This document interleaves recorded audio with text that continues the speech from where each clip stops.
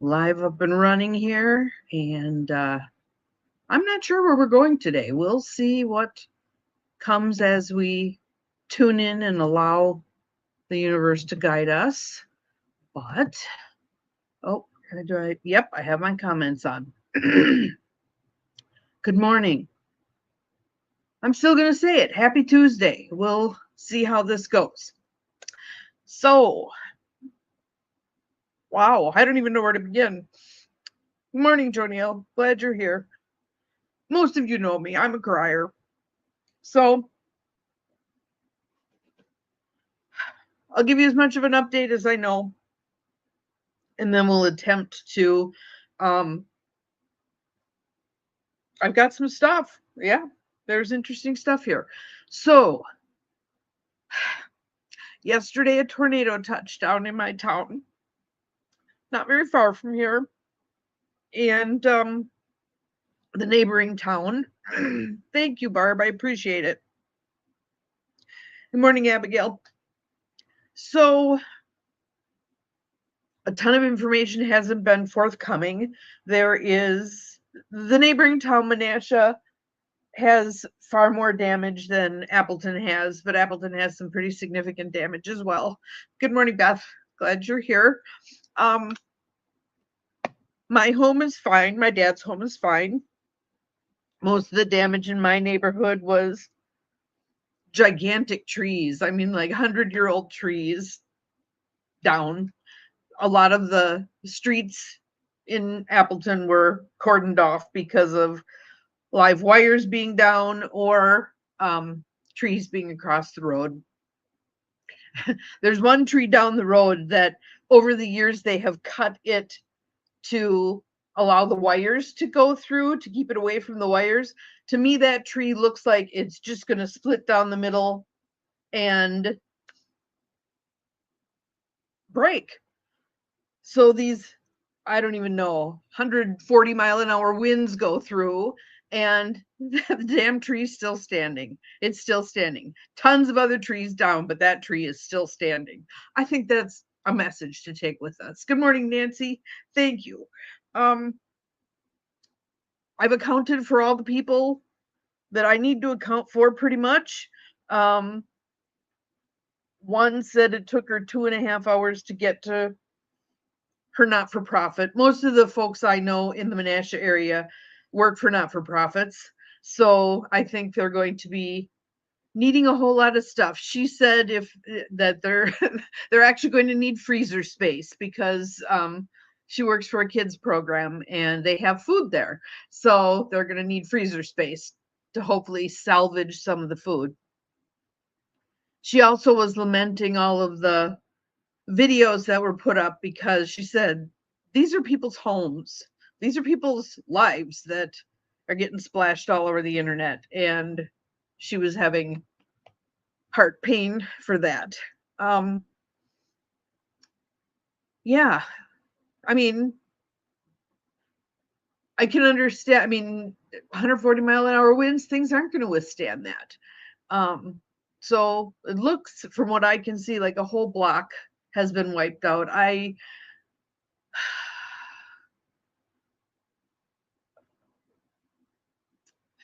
Yeah, Diane still does not have power this morning. I think and the robot calls from the power company, one robot call after another. I had 6 robot calls. There were several in the middle of the night. I guess, yes, the warehouse, power's out at the warehouse. Not a big deal. Not a big deal. But power to homes, people trying to get out of garages that have garage door openers. Some of us can't heft those garage doors up anymore, even if we're able to release the thing. Yeah. I can't tell you how weird it was. I mean, I was at a coffee shop with a friend, and he looked up and noticed how dark things were becoming. And just as we were leaving, the sirens went off. So I got home and gigantic raindrops. And once I was in the house, I mean, that was right about noon. Everything just went dark. I have a picture shooting out my window. It looks like it's midnight and it's noon. It was just so dark. I have friends who've lost businesses. Yeah. So I thought, I wonder what we're supposed to talk about today, right?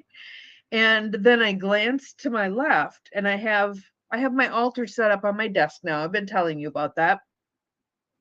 And I've had 4 cards laid out there. They've been cards that we have pulled for YEMIG over the course of time. Huge hail. Not in my neighborhood, and not it didn't seem like at the epicenter, but around the perimeter there were a lot of places where people were holding one hailstone that filled their whole hand. So, but that seemed to be more on the periphery of the tornado. I mean, that thing was massive, absolutely massive. And they said, well, the last thing I saw said it was on the ground for a half an hour. I mean, usually they touch down, wreck a bunch of stuff, and then lift off. This was on the ground for half an hour. And yeah, I mean, we're going to be cleaning up forever. I'm going to put the call out there that I hope the federal government will step up, and even though we're a purple state, provide. Um, I know the state will do what needs to be done, open up some funds, etc. But this is going to be a long haul. This is going to be a very long haul of recovery. I can't remember how many years ago it was, 30, 40, maybe even 50. The entire town of Barneveld, Wisconsin was wiped off the face of the map. It's down near Madison. They've rebuilt since, but everything gone. So yes, the destructive power of Mother Nature, especially when, pardon my French, when we fucked with her. We've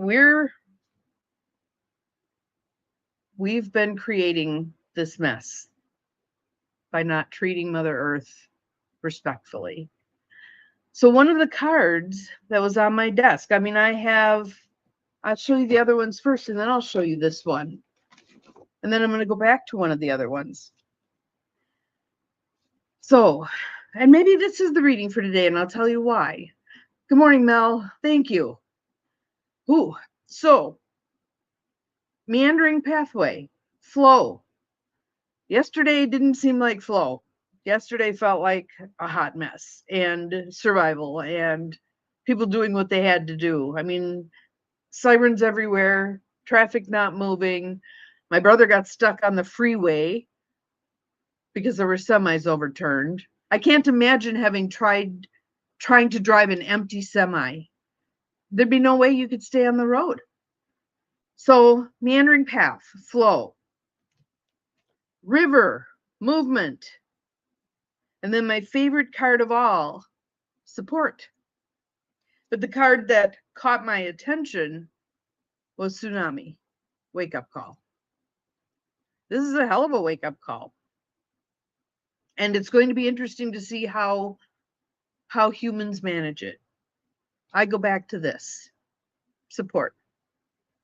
And obviously right now they don't want additional people in the way. They're still trying to deal with downed wires, which are dangerous, and homes that are unstable, and people who are now unhoused, etc. Good morning, Bonnie. Yes, it's a mess. It's just a mess. And I believe they will. I believe they will. I believe when there's a clear opportunity to do something to assist, we will show up. We're just show up people. So, and maybe that's a piece of it also. Demonstrating community, demonstrating how people show up, do the right thing, especially the people who are close to this mess. I mean, the nearest business that got damaged is probably 5 minutes for me at the most. There are going to be a lot of people who are now without jobs.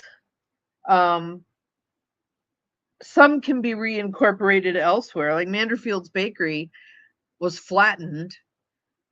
Their 5 employees who were on site at that point were in the basement, so they're safe and they got out.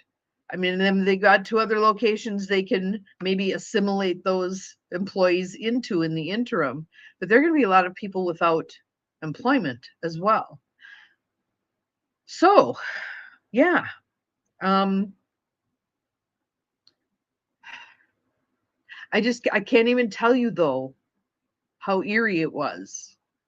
The sky was pitch black, and closer to the epicenter, it was green. It was green, and it had this very eerie feel to it. Just, yeah. I mean, yeah. So I had asked what we were supposed to share, and Tosha came up, and I'm like, well, that's interesting. I wonder because she's kind of cheeky and fun as she's sharing her um her lessons. But interestingly, I opened to a page that was the end of one chapter and the beginning of a new chapter, and there were both chapters talk about finding a life partner, and I'm like, how is that relevant to this? But there are some things in here that I think are relevant, and I mean, there's going to be PTSD here. There's going to be people who are totally traumatized. Um, and I remember this from, I think it was Hurricane Albert back in the day. That would have been probably in the 80s. Came off the coast and did a ton of damage in Texas. And my sister Vicky was living in Texas at the time, going to graduate school for pharmacy. And she lived in a big apartment complex, and she was laying in the bathtub with her dog, hearing this tornado come through like a freight train, destroyed her apartment complex, threw the cars in the parking lot all over hell. And she was so traumatized, she had to come home for a while and regroup. And then she ended up finishing out her degree at Madison instead. But the trauma that something like this does, because it's so intense, so beyond what your human mind can comprehend. And there will be the people who are struggling with survivor guilt. You know, my house is next door to this house that got destroyed.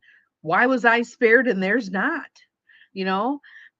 So there are some pieces in here that I think are relevant.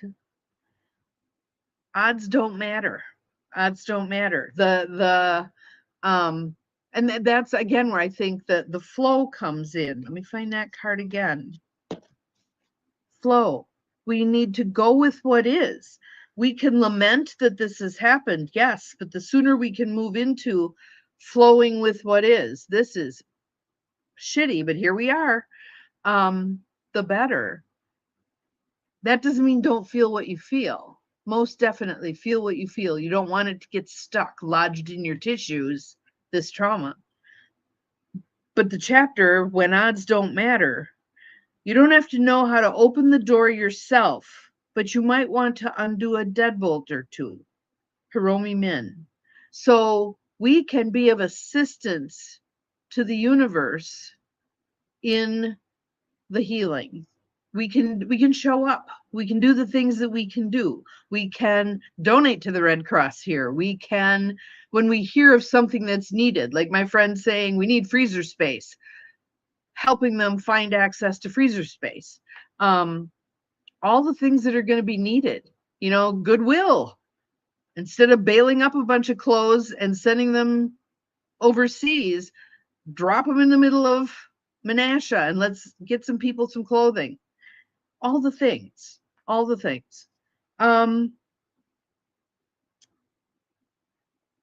So here's a comment that Tosha made to someone who was lamenting something.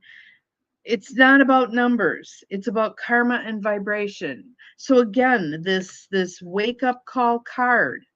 What do we make of this? What do we make of this? I make of this, yes, there's all the devastation, but it's also opportunity. It's opportunity for us to show up for our community and do right things and help people. And maybe we throw extra stuff into the food pantries by the little free libraries. So, yeah, let's talk about that.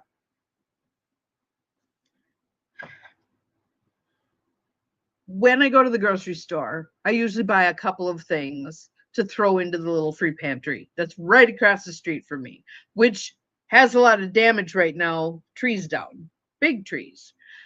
Looks like the school is fine though. Anyway, I bought a couple of things to put in the little pantry there last time I went to the grocery store. And when I pulled up, I noticed that the liaison officer was there and had parked his vehicle right by the school. So I'm assuming he was hauling stuff back and forth. Anyway, this was before all of this unfolded. So then I went to the pantry, and as I'm walking up with my bag of stuff I'm going to put in there, I see that the doors on the pantry are open. And I'm like, why would they be open? That's weird. The only thing in that pantry was a bag of dried beans.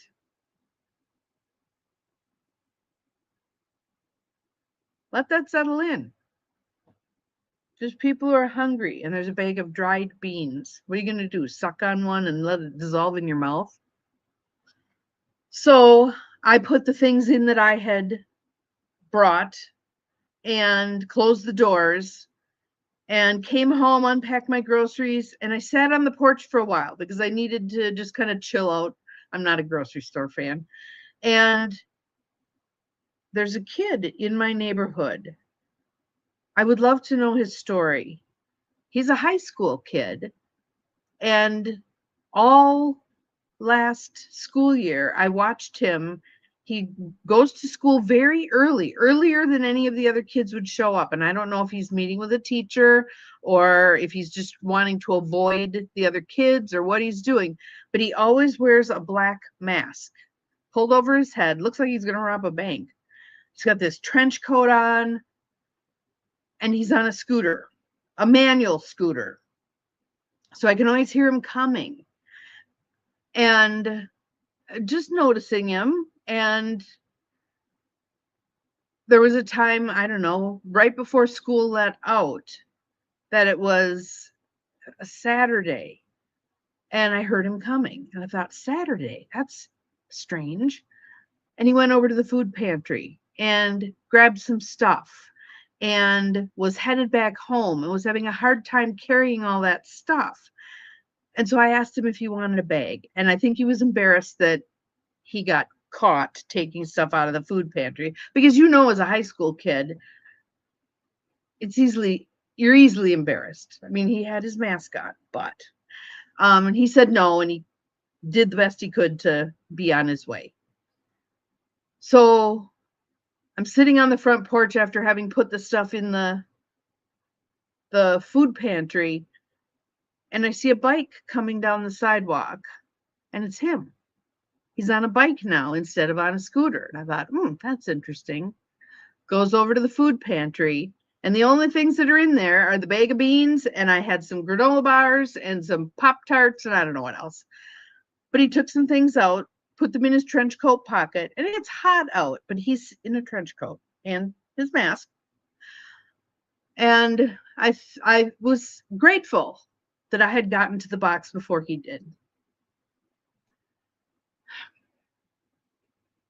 So I feel like we need to show up at the box. We need to fill the box. We need to put some stuff out there. We don't know what other people's stories are. We don't have the right to judge other people's stories. So if someone drives up to the box and looks like they're dressed well and they have a good vehicle, blah, blah, blah, but they're taking some stuff out of the box, don't judge. We have no right to judge. We don't know. Maybe they're picking it up for someone they know who doesn't have anything. Who knows? One of the newest businesses near me, they're in the old VFW building, tardigrade bookshelf, now has a refrigerator outside. That's a community refrigerator. So I haven't yet stocked that one, but I'm going to wander over there one of these days and see what kinds of things are in there and what might be needed to be in there. But that's pretty close to me as well. But this idea that we don't need 100 options. We just need the one right option. What's our next step?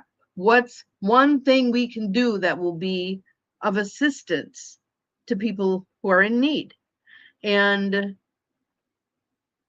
our systems right now are already very strained, especially the not-for-profit systems, because many of them count on grant money to do their good work. And much of that money has been pulled. And I don't want to get political here, but for fuck's sakes, you're going to pull $1 million from an organization that does invaluable good for people in need. Whatever. We need to fill the gap. We need to fill the gap. We need to show up. We need to open our pockets. We need to volunteer. We need to cough up cold, hard cash. We need to help these not-for-profits get through this difficult phase where they're not being supported federally the way they were. And we need to support the people who are now adrift, who aren't getting the support they need. And again, one of my friends who runs a not-for-profit in Menasha is lamenting the kids who now aren't going to get what they need because they can't access. Even more, they can't access what was already a dwindling stream. So show up, do some good, put some books in a little free library, put some food in a little food pantry, see if you can volunteer somewhere.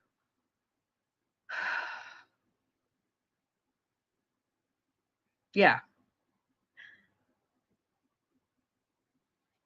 I feel like it would be good to do our invoking divine right timing and divine right order stuff. So let's do that. And then I'll end because I've been talking for 23 minutes almost. So repeat after me. Today the divine will show me the way.